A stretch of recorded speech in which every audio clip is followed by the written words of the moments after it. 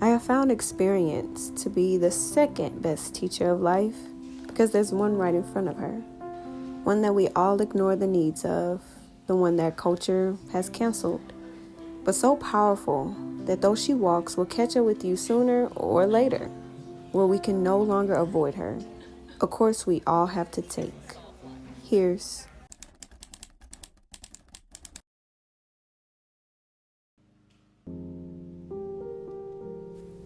I thought if I became faster, I could avoid it.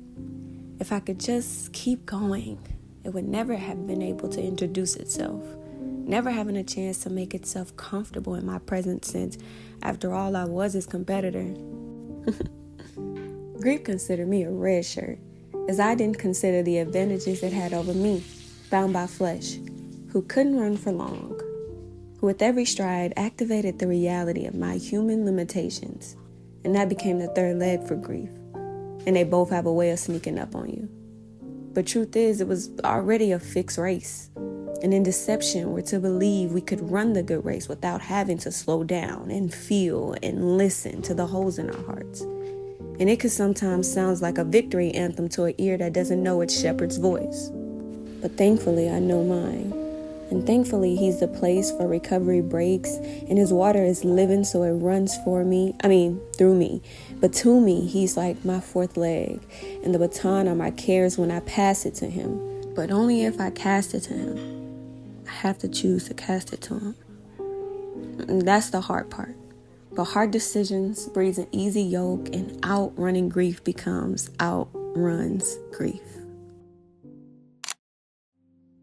I hope you guys enjoyed that little snippet of, I guess, the poem talking about GREIF. During this time of sabbatical, I had a lot of time to sit and just process GREIF and realize that I was trying to run from it. I was trying to avoid it. I was trying to escape it. I was trying to suppress it and do all the things that would allow me to not feel. But the truth is that GREIF is inevitable.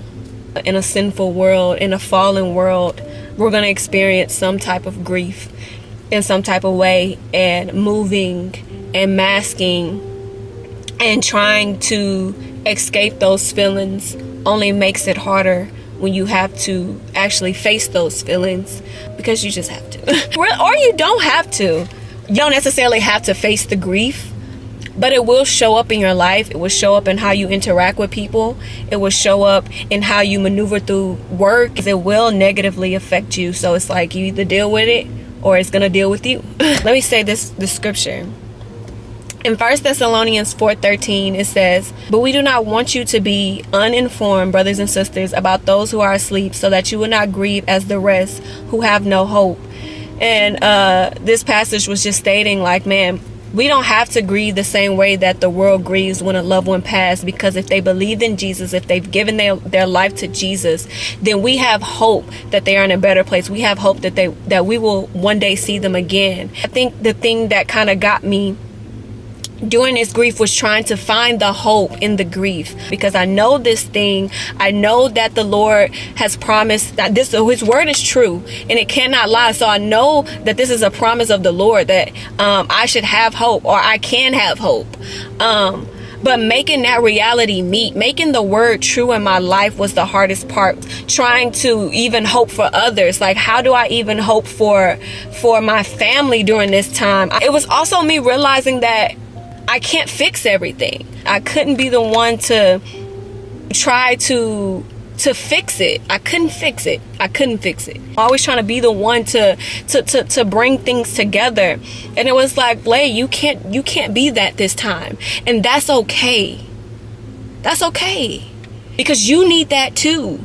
And let Jesus be that for you in this time. Allow this part of you that is hurting, that is crushed. Allow somebody to be there for you this time. And that was a struggle for me. GREIF is a humble thing. GREIF reminds us that we're human. GREIF reminds us that we have to feel. GREIF reminds us that we need each other. Pride would tell you to keep moving, that you're fine, that you just have to be there for everybody else. Pride is the thing that will enter you into the race unknowingly. Stop running. Stop trying to not feel. Stop trying to hold it all together. Allow the Lord to hold you together. I do want to read this verse to you guys. It's Psalms 51. And this is when David was confessing to the Lord. And it's this one verse that I love. It says, "The fountain of your pleasure is found in the sacrifice of my shattered heart before you. You will not despise my tenderness as I bow down humbly at your feet."